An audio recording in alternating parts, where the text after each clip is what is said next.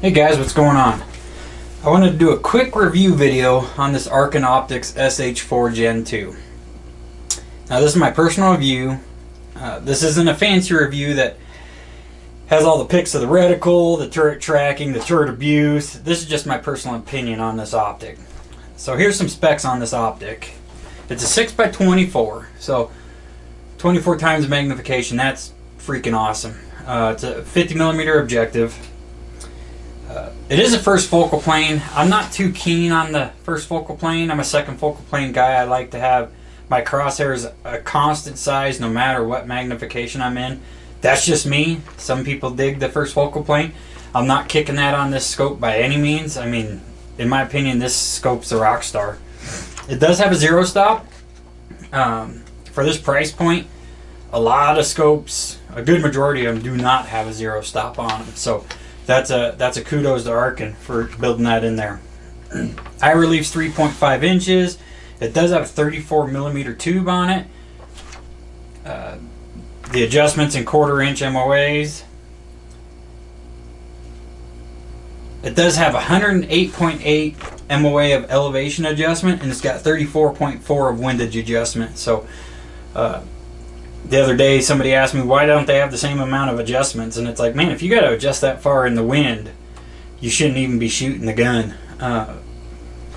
But it's got a ton of adjustment in it with a zero stop. That's awesome. So, you know, I don't want to name the brand, but there's a scope company out there. A lot of guys use their scopes. I don't want to say they're a bargain scope, but they make a scope for absolutely everything. They've got a scope, I think it's got 108. It's over 100 MOA of adjustment, elevation adjustment with no zero stop. Well, let me take that back. It does have a zero stop, but once you enact that zero stop, then it changes only to like having 34 minutes of adjustment. So there's absolutely no point in having all that adjustment if once you hit that zero stop, you know, 3/4 of your adjustment goes out the window. So Arken did a good job on this optic, real good job. I'm just reading through their specs here. It does have an illuminated reticle. I played with that in the garage here. I haven't played with it out in the field. I am gonna take it out low light, check how that reticle looks. In the garage it's nice and bright, really bright. So I can't hunt with an illuminated reticle in this state, but if I was doing some low light shooting or early morning coyote shooting or something, I can use it for coyote hunting, but I can't use it for big game. Let me say that. So, but I do want to tinker with that illuminated reticle just to see if I like it or not. So I've shot this scope now 2 different range sessions, and I'm digging it. I'm liking it a lot. It is 36.6 ounces, so we're talking 2 1/4 pounds. So it's not a light scope by any means, guys. It is a beefy scope. It does come with a sunshade. I haven't had a chance to need to use the sunshade, but same thing. I'm going to take it out, you know, in a high light condition and give it a shot. See how that goes out. So honest to God, this is a fantastic scope for the price. It retails at $449.99. $450, guys, and it's an amazing scope. An amazing scope. Tons of features. You want to get something comparable, you're looking at minimum $799. $799 for something comparable. This thing is fantastic. You can't go wrong with it, guys. You cannot. So a couple things me personally I'm not fond about. The weight, number one. I knew it was heavy when I bought it. I already reviewed it. I did everything I could on, you know, learning everything about the scope when I bought it. I do have it mounted on a budget lightweight rifle right now, or I'm sorry, budget long range rifle, not a light. It's definitely not a lightweight rifle by any means. So the scope and the rifle are darn near 10 pounds. Scope, rifle, mount, 10 pounds. For the kind of hunting I do, 10 pounds isn't a big deal. But if you're 5-6 miles hike back into the backcountry, you know, every ounce counts. So, you know, take that into consideration. I'm not trying to deter you on the scope by any means. It's a great optic. It's just heavy. Another thing that I'm not too fond of is it's got super fine crosshairs on it.